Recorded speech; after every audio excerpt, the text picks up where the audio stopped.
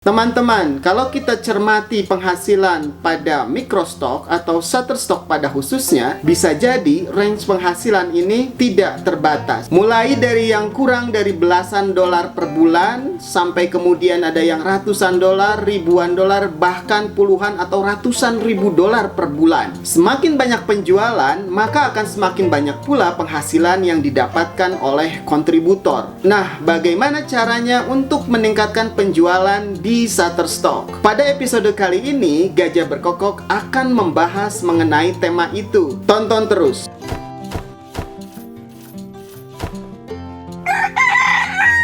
Selamat datang di Gajah Berkokok, channel sharing, channel berbagi. Kita akan selalu berbagi mengenai fotografi pada umumnya, atau secara khusus kita akan membahas terkait dengan microstock, khususnya dengan Shutterstock. Melalui channel ini, Gajah Berkokok berharap kita bisa bersama-sama belajar dan tumbuh untuk meraih sukses bersama, baik pada fotografi pada umumnya maupun sebagai kontributor Shutterstock atau microstock yang lainnya. Bagi teman-teman yang mempunyai harapan yang sama, ingin tumbuh dan sukses bersama dengan Gajah Berkokok, supaya tidak lupa bisa subscribe dulu channel ini, klik juga tombol like dan share-nya.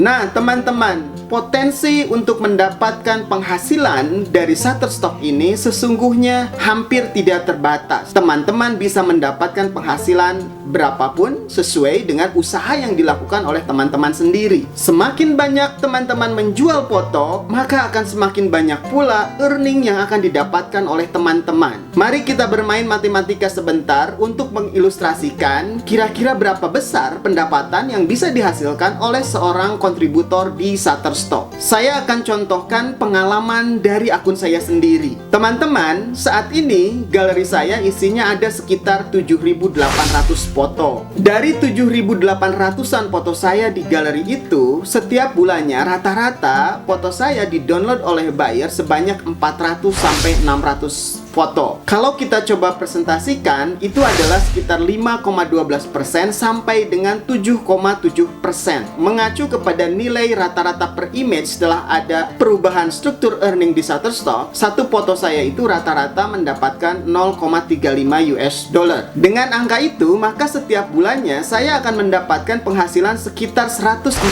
US dollar sampai dengan 210 US dollar. Kalau dirupiahkan sekitar 2,1 juta sampai dengan 3,2 juta rupiah. Angka tersebut bisa disebut kecil, bisa juga disebut besar, tergantung dari sudut pandang kita mau melihatnya dari sisi mana. Tetapi saya coba ilustrasikan. Kalau sebuah kamar kos di sebuah kota sedang dihargai 500.000 rupiah per bulan untuk harga sewanya, dengan pendapatan yang saya dapatkan itu tadi, itu sama artinya dengan saya mempunyai 5-6 kamar kos yang saya sewakan, dan setiap bulannya selalu ada penghuni yang menyewa kamar saya itu. Apakah itu besar? Apakah itu kecil? Teman-teman silahkan menilainya sendiri. Lalu kita coba lihat galeri dari kontributor-kontributor yang akan saya jelaskan ini. Ini ada kontributor dengan nama akun Rawpixel. Saat ini jumlah foto di galerinya adalah 1.073.625 buah foto. Lalu kemudian ada galeri atas nama Lightfield Studio. Akun ini saat ini mempunyai foto sebanyak 536.049 buah foto. Kemudian ada juga akun dengan nama New Africa. Akun ini mempunyai foto sebanyak 496.156 foto. Lalu kalau kita asumsikan persentase foto-foto mereka terjual dalam satu bulan dan harga per image-nya sama dengan apa yang saya alami, maka kita akan bisa menghitung berapa pendapatan dari masing-masing akun tersebut. Akun Rawpixel misalnya, dengan jumlah galeri sebanyak itu, maka setiap bulan akun ini akan mendapatkan penghasilan sebesar 17.000 US dollar sampai dengan 26.000 US dollar setiap bulannya, atau sekitar 255 juta rupiah sampai dengan 390 juta rupiah. Lalu kemudian Lightfield Studio, dia saya perkirakan akan mendapatkan penghasilan sebesar 9.600 US dollar sampai dengan 14.500 US dollar. Lalu kemudian untuk akun New Africa, setiap bulannya dia akan mendapatkan sekitar 9.000 sampai sampai dengan 13.500 US dollar. Nah, itulah kira-kira teman-teman. Akun-akun tadi membuktikan kalau Shutterstock bisa memberikan penghasilan yang besar, bahkan sangat besar. Tapi jangan salah, banyak juga yang penghasilannya jauh lebih kecil dari itu. Bisa seperti saya yang baru ratusan dolar per bulan, atau bisa juga jauh lebih rendah yang hanya puluhan atau bahkan cuman di bawah 10 dolar dalam satu bulan. Pertanyaannya, bisakah kita menghasilkan pendapatan sebesar akun-akun tersebut? Jawabannya tentu bisa. Mereka saja bisa, kenapa kita tidak bisa? Tetapi tentu harus ada upaya maksimal untuk bisa mencapai pada titik seperti yang didapatkan oleh akun-akun tersebut. Pertanyaannya lagi, kapan dan bagaimana? Sebetulnya sama dengan usaha-usaha yang lain. Teorinya adalah no pain, no gain. Siapa yang lebih berusaha, maka dia akan menghasilkan pendapatan yang jauh lebih besar. Dalam kasus Shutterstock dan juga Microstock yang lainnya, yang mendapatkan penghasilan paling banyak adalah yang paling banyak menjual fotonya. Lalu apa yang membuat foto-foto itu banyak terjual? Faktor utama adalah galeri. Bisnis Shutterstock adalah bisnis menjual foto. Maka galeri yang berisi foto-foto itu semakin banyak dan semakin bagus akan meningkatkan probabilitas terjual menjadi semakin besar pula. Galeri kita adalah etalase produk kita. Maka galeri kita ini harus dibuat sebagus mungkin. Semakin lengkap dan semakin baik kualitas foto-foto di dalam galeri kita, sekali lagi probabilitas penjualan akan menjadi semakin tinggi. Galeri dengan kualitas yang bagus dan kuantitas yang bagus, ini akan membuat semakin banyak penjualan yang terjadi. Tetapi sebaliknya, kuantitas yang buruk, kualitas juga tidak baik, maka jangan terlalu berharap. Nah, inilah yang akan meningkatkan penjualan kita di Shutterstock. Pada episode kali ini, bagian pertama dari dua bagian bagaimana cara meningkatkan jualan di Shutterstock, kita akan bahas mengenai kuantitas terlebih dahulu. Bicara kuantitas, sebetulnya tidak hanya melulu bicara tentang jumlah foto, tetapi juga adalah keragaman foto di dalam galeri kita. Kuantitas yang baik ini akan memperlebar galeri kita. Galeri kita akan mempunyai rentang tema yang jauh lebih luas. Ketika ada pembeli membutuhkan foto dengan tema tertentu, ketika galeri kita sangat luas, sangat mungkin tema tersebut ada di dalam galeri kita, sehingga kita mempunyai kesempatan fotonya untuk dibeli oleh pembeli tadi. Maka kemungkinan terjual pun menjadi lebih besar. Contoh, misalkan ada satu media sedang menyusun artikel tentang kuliner khas Indonesia. Misalkan dia membutuhkan 5 foto, foto gado-gado, foto sate padang, foto tahu kupat, lalu foto nasi uduk dan soto ayam. Kalau galeri kita menyediakan foto sate padang misalkan, dan dia tertarik dengan foto itu, maka dia beli foto itu. Satu foto terjual. Tetapi kemudian ketika dia butuh foto-foto lainnya dan kita tidak punya foto yang lain, maka selesai di sini. Hanya satu foto saja yang terjual. Tetapi lain ceritanya kalau galeri kita tadi semakin luas. Kita punya foto sate padang, kita punya foto gado-gado, kita punya foto tahu kupat, kita punya foto soto ayam, dan juga kita punya foto nasi uduk. Maka pembeli kita itu akan beli 5 foto, tidak hanya satu foto. Di sana terlihat kalau galeri kita luas, maka penjualan juga menjadi lebih banyak. Dari pengalaman saya selama ini, hal ini sangat terasa. Ketika galeri saya ada 1000 foto, lalu kemudian naik menjadi 3000 foto, 5000 foto, dan sekarang ada sekitar 7800 foto, terlihat ada grafik yang meningkat penjualan setiap bulannya. Permasalahannya bagaimana meningkatkan jumlah dan keragaman foto di dalam galeri kita tersebut. Seberapa banyak kita sanggup untuk mensubmit foto setiap harinya, setiap minggunya, atau setiap bulannya. Mari kita berhitung lagi teman-teman. Kita contohkan misalkan seorang kontributor yang dia bekerja juga di tempat lain, bekerja hanya seorang diri, berapa banyak foto yang bisa dia submit setiap harinya. Kita mulai dari proses produksinya. Untuk menghasilkan produk foto yang bisa tampil di dalam galeri kita, kira-kira seperti ini urutan-urutan yang akan terjadi. Kita memotret, lalu kemudian di depan komputer kita mentransfer foto tersebut, mengkurasi, memilah-milah foto mana yang pantas untuk disubmit, lalu kemudian melakukan editing, lalu kemudian upload, lalu kemudian melakukan keywording,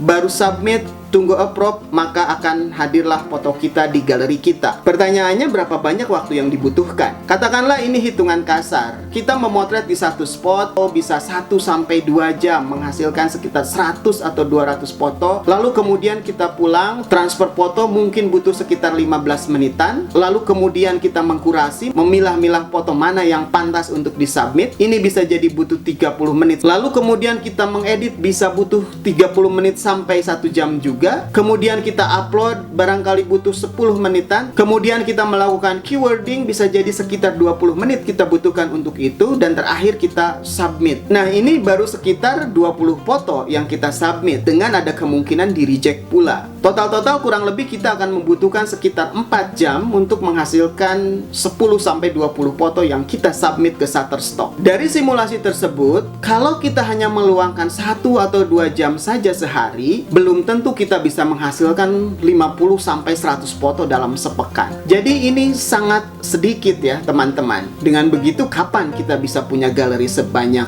raw pixel? Tetapi teman-teman, tetap perlu diingat bahwa membangun galeri di Shutterstock ini sifatnya seperti maraton, bukan sprint. Jadi tidak akan tiba-tiba galeri kita langsung jadi dengan jumlah foto yang sangat banyak. Jadi harus dibangun secara bertahap. Cepat dan lambatnya akan sangat terpengaruh oleh konsistensi kita dalam membangun galeri kita tersebut. Nah, untuk mempercepatnya, Gajah Berkokok mempunyai beberapa tips yang mungkin bisa membantu teman-teman untuk membangun galeri yang lebih banyak tersebut. Yang pertama, jelas ini masalah waktu. Teman-teman harus mengalokasikan waktu yang cukup untuk mengelola galeri tersebut. Teman-teman harus mengalokasikan waktu yang cukup untuk memotret, mengedit, mengupload, membuat keyword, dan lalu kemudian mensubmit foto-foto teman-teman tersebut. Tentu setiap orang mempunyai prioritas yang berbeda-beda, mempunyai keluangan waktu yang berbeda-beda. Tetapi kalau teman-teman serius ingin membangun galeri teman-teman, ketika mempunyai waktu luang, manfaatkanlah itu untuk membangun galeri teman-teman tadi. Intinya, semakin banyak waktu yang dialokasikan untuk mengelola galeri teman-teman, maka akan semakin cepat juga galeri tersebut tumbuh dengan kuantitas foto yang menjadi lebih besar. Tips yang kedua, manfaatkan foto-foto lama. Tidak ada batasan usia foto di Shutterstock. Asalkan dia memenuhi ketentuan teknis dan ketentuan non-teknis, foto-foto tersebut bisa saja di-approve oleh Shutterstock. Jadi segera bongkarlah harddisk lama teman-teman. Temukan harta karun di dalam harddisk tersebut. Setidaknya ini bisa menghemat waktu yang tadinya digunakan untuk hunting foto tadi. Di galeri saya sendiri banyak terdapat foto-foto dari tahun-tahun lama. Saya mulai memotret tahun 2008 dan kemudian baru sangat aktif di Shutterstock ini tahun 2017. Jadi ada banyak foto-foto saya yang dibuat dari tahun 2008 sampai dengan 2017. Nah, saya masukkan semua foto-foto itu ke dalam Shutterstock. Beberapa di antaranya laku, bahkan sangat laku. Tips yang ketiga, upayakan selalu ada kamera yang proper di dekat teman-teman. Atau dengan kata lain, selalu bawa kamera kemanapun. Ini akan sangat membantu untuk menambah bahan foto yang bisa disubmit ke Shutterstock. Setelah sekian lama menjadi kontributor Shutterstock, mata teman-teman akan terlatih untuk bisa melihat frame mana yang kemungkinan akan bisa masuk ke dalam Shutterstock dan bisa dijual atau di-download oleh para buyer. Nah, kalau ada kamera bersama teman-teman, maka pada saat itu juga teman-teman bisa langsung memotret frame-frame tersebut. Jadi teman-teman tidak akan kehilangan frame yang mungkin saja akan berharga yang akan ada di dalam galeri teman-teman tadi. Contoh misalkan, teman-teman diutus oleh kantor teman-teman untuk mengadakan rapat di suatu hotel. Nah, di tempat tersebut teman-teman bisa saja menemukan banyak frame foto yang kemungkinan bisa disubmit dan dijual di Shutterstock. Misalkan apa? Salah satu bagian dinding di hotel tersebut misalkan mempunyai tekstur yang menarik. Bisa jadi ada hiasan patung etnik yang ada di hotel tersebut. Bisa jadi juga interior hotel itu sendiri, atau mungkin saja sajian makanannya yang disajikan secara menarik. Hal-hal tersebut bisa masuk ke dalam Shutterstock. Nah, teman-teman bisa memotret itu semua. Bisa jadi teman-teman datang lebih cepat daripada peserta rapat yang lain. Sambil menunggu, teman-teman bisa memotret hal-hal tersebut. Bisa juga teman-teman menemukan frame-frame menarik ketika dalam perjalanan, dalam bis misalkan, atau dalam kereta api, atau di manapun ketika teman-teman melakukan perjalanan, ketika menunggu di halte, ketika misalkan teman-teman berjalan di pedestrian suatu tempat, dan yang lain sebagainya. Ini ada beberapa contoh dari galeri saya yang saya ambil ketika saya ada dalam perjalanan. Ada foto Kopaja, ada interior kereta api, ada juga foto bajai. Nah, ini semua saya lakukan sambil lalu ketika melakukan perjalanan untuk menuju ke suatu tempat tertentu. Nah, teman-teman, kalau kita tidak membawa kamera, frame-frame itu menjadi hilang begitu saja. Tips yang keempat adalah teman-teman perlu untuk membuat daftar objek yang perlu difoto. Ini tujuannya untuk membuat galeri kita menjadi lebih beragam. Contoh misalkan foto kuliner atau foto makanan tadi. Teman-teman bisa mendaftar makanan apa saja yang sudah teman-teman foto dan masuk di galeri Shutterstock, lalu makanan apa yang belum masuk di situ. Nah, kemudian kalau teman-teman punya rencana makan di luar bersama keluarga atau bersosialisasi dengan kerabat yang lainnya, teman-teman bisa memilih menu makanan atau tempat makanan yang menyajikan makanan yang sebelumnya belum pernah dipoto oleh teman-teman. Jadi sekalian family bonding dengan keluarga, sosialisasi dengan kerabat, teman-teman juga bisa menambah stok foto yang semakin beragam. Nah, itulah teman-teman perlunya daftar tadi. Kalau tidak punya daftar, mungkin teman-teman bisa lupa apa yang pernah dipoto dan apa yang sebaiknya difoto. Tips berikutnya adalah mempercepat dari sisi editing. Semakin cepat kita mengedit, maka semakin banyak foto yang bisa disubmit. Salah satu tips yang bisa saya berikan adalah teman-teman bisa membuat preset atau action. Dengan satu klik saja, maka selesai sudah pengeditan itu. Ini akan sangat membantu untuk mempersingkat waktu yang dibutuhkan untuk mengedit. Nah, bagaimana caranya membuat preset atau action, baik itu di Photoshop, di Adobe Camera Raw, atau di Lightroom, atau software-software pengolah foto yang lainnya, teman-teman bisa mencari, bisa googling, ada banyak tutorial yang membahas tentang ini. Tips berikutnya terkait dengan keywording. Kadang keywording ini juga membutuhkan waktu yang cukup lama, apalagi kalau kita harus mikir sendiri kira-kira keyword apa yang cocok dengan foto kita. Beruntung sebetulnya Shutterstock sudah menyediakan tools yang cukup berguna untuk keywording ini. Namanya juga sama ya, keywording tools. Anda bisa manfaatkan ini. Dengan keywording tool, teman-teman bisa mencontoh keyword apa yang dipakai oleh fotografer yang lain, oleh kontributor yang lain untuk foto yang sejenis dengan yang teman-teman upload. Ini akan sangat jauh membantu dibandingkan dengan teman-teman berpikir sendiri kira-kira apa keyword yang cocok dengan foto teman-teman tadi. Namun demikian, ada cara lain yang bisa jadi lebih cepat kalau teman-teman di awal mau sedikit berusaha. Caranya adalah dengan membuat database keyword sendiri. Jadi setiap teman-teman menyelesaikan keywording untuk satu foto, teman-teman bisa mengcopy keyword tersebut misalnya ke dalam file Word. Nah, ketika nanti teman-teman mensubmit foto lain yang sejenis, teman-teman bisa langsung mengcopy dan mempaste keyword dari file Word tersebut ke dalam Shutterstock. Contoh misalkan, teman-teman hari ini mengupload foto pantai Pangandaran. Lalu teman-teman membuat keyword. Ada 50 keyword yang teman-teman pikirkan atau dibantu dengan keyword tool tadi. Lalu kemudian teman-teman upload. Nah, sebelum itu teman-teman bisa mengcopy keyword tersebut dan menyimpannya di dalam file Word tadi. Kalau besok ada foto pantai Anyer misalkan, ada foto pantai Ancol yang teman-teman submit, teman-teman tidak usah berpikir lagi terkait keywording. Teman-teman bisa langsung mengcopy dan mempaste dari file Word tersebut ke dalam websitenya Shutterstock. Satu hal kecil yang mungkin perlu dilakukan adalah menambahkan lokasi atau kekhasan khusus dari foto yang teman-teman submit hari ini dibandingkan dengan foto teman-teman yang disubmit hari sebelumnya itu. Misalkan kata Pangandaran tadi diganti dengan kata Ancol, Jawa Barat diganti dengan Jakarta. Dengan demikian, ini bisa mempercepat untuk melakukan keywording. Dan yang juga perlu diingat, database ini juga bisa digunakan untuk keywording di microstock yang lainnya. Nah, teman-teman, itulah tips-tips dari Gajah Berkokok untuk mempercepat meningkatkan kuantitas galeri foto kita. Tentunya dengan satu syarat utama, konsistensi.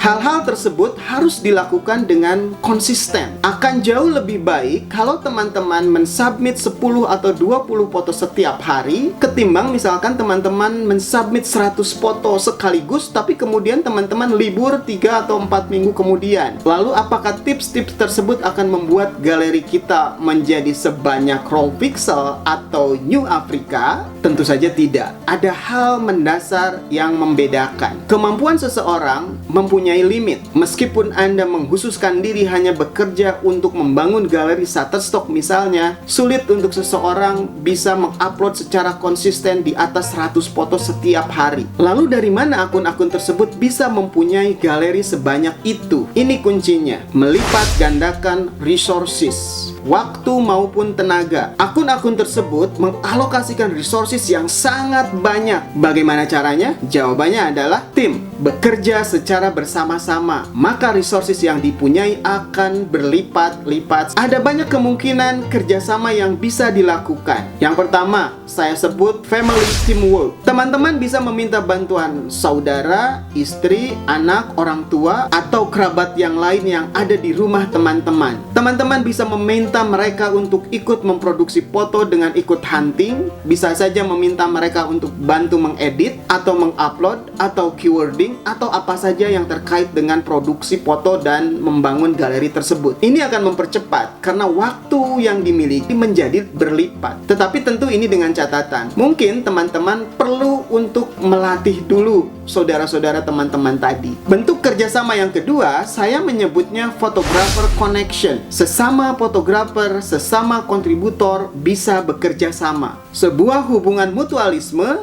untuk membangun sebuah akun secara bersama-sama. Bagaimanapun, akun dengan galeri foto yang lebih besar akan jauh lebih baik ketimbang akun dengan galeri yang kecil-kecil. Jadi setiap fotografer bisa memproduksi fotonya masing-masing dan kemudian disubmit, dikumpulkan dalam satu akun saja. Akan sangat baik kalau kemudian juga ada pengorganisasian untuk kerjasama ini. Misalkan gitu ya, ada penugasan. Si A memotret tema tertentu, si B memotret tema yang lain, si C memotret tema yang lainnya lagi, si D kemudian memotret tema yang lainnya lagi. Jadi ada beragam tema yang bisa dihasilkan, yang bisa diproduksi oleh akun ini. Ini akan membuat keragaman yang ada di dalam galeri foto tersebut menjadi sangat lebar. Pun demikian dengan kuantitas tentu akan jauh menjadi lebih banyak dan lebih cepat pertumbuhannya. Nah, kerjasama yang ketiga, business company. Ini sudah menjadi perusahaan. Ini sudah menjadi industri. Secara profesional, teman-teman bisa meng-hire fotografer, meng-hire editor, meng-hire administrator untuk bekerja pada teman-teman. Lalu kemudian ada juga perencanaan yang jelas dan matang, ada perhitungan